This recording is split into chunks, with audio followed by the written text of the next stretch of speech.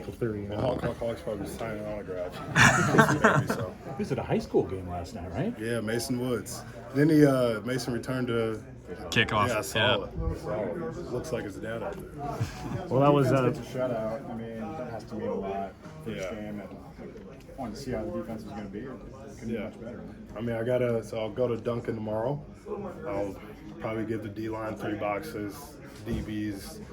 You know, those dudes really don't eat much, so I might just go 1 box and 2 boxes for the linebackers. But thank you for reminding me that.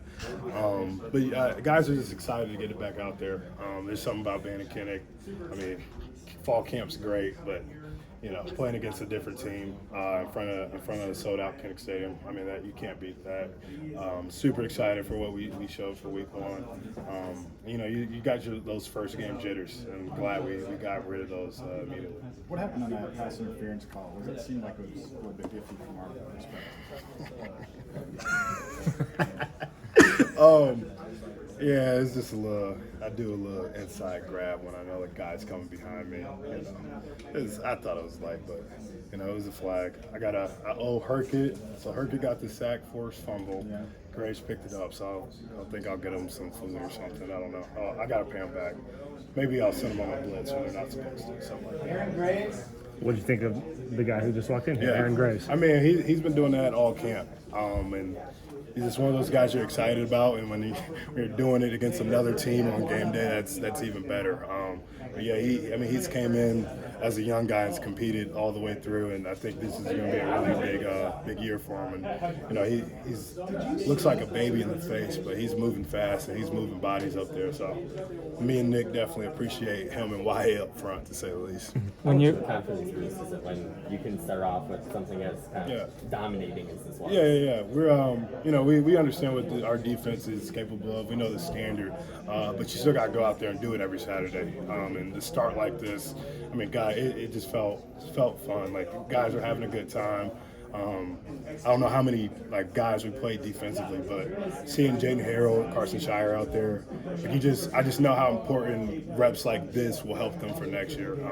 So putting those dudes in this situation, any chance we get is a plus. And I mean, we put them in with 12 minutes left, so that's just let you know the trust that we have in everybody on our defense. I mean, we coach top down, so starters are being coached hard, backups are being coached just as hard.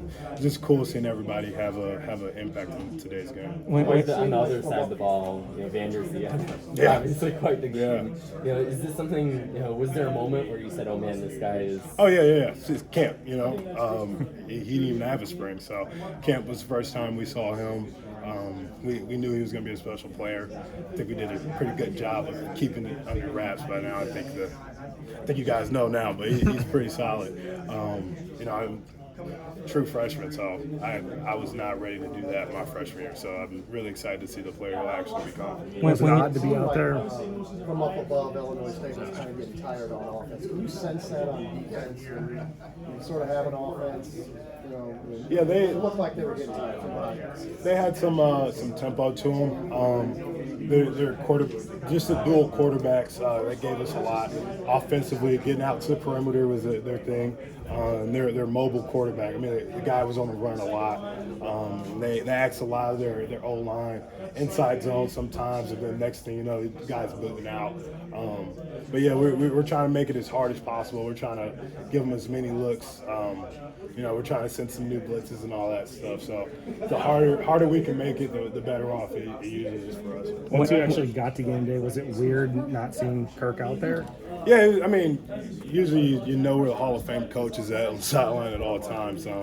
But I mean, he coached all week. He was gone last night, and we just have a good coaching staff. I mean, obviously, I don't think Coach Parker wants to be the head coach, but I think any coach out there could have been a head coach today, just how they go about their business. And obviously, I have so much respect for Coach Wallace. I mean, just the time he puts. I mean, when the cameras aren't on him, how much he gives to this program. I'm super excited that he could step up in that position, being the assistant head coach. And I just think he coached really well. He trusted his players, but yeah, we we had a good week of prep. Coach Ferris told us players win games, not coaches.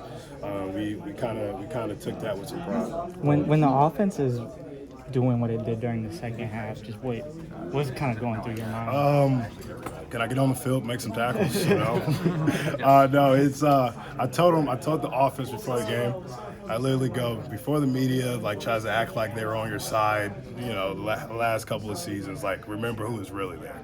You know what I mean? So I had a feeling this would happen. I had a feeling you guys would like come be nice to him after the game, but I told him to see through the fake stuff and know like I was actually there.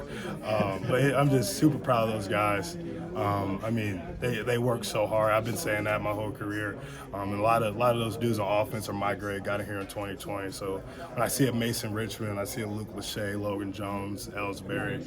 When I see all those dudes compete, and like it just takes me back to the old days. I know how much they poured into this program. So anytime they can go put up 40 points and we put up 0, I think that's when we're playing our best ball. What did you say to the offense at halftime? Did you say? I'm not a big like Ray Lewis like vocal guy in the locker room. You know, I think Coach Wallace just told him to focus on execution. You know, you look over there, you got so many leaders. Like their spark doesn't need to come from me. They have so many leaders in that room, so I let that room lead their side of the ball. You know, the quarterback comes over to the defense and tells the defense to pick it up. It's a little weird, you know. So I just try to let that room with all those leaders do what they do best, and I guess the hands down approach helps. So I guess I'll keep using it at halftime. With so many guys back, I mean, it just kind of seems like you guys didn't skip a beat. Like, did it feel like that to you too? Yeah, and it feels good because it's like we understand that's with an older team that we have, especially defensively. That's like the standard. That's what's expected. But you still have to go out and do it. So I'm excited that we're actually able to execute and get the turnovers, get off the field, hold them no points. I mean, that just brings us forward for the next week. How much easier is it to go out on defense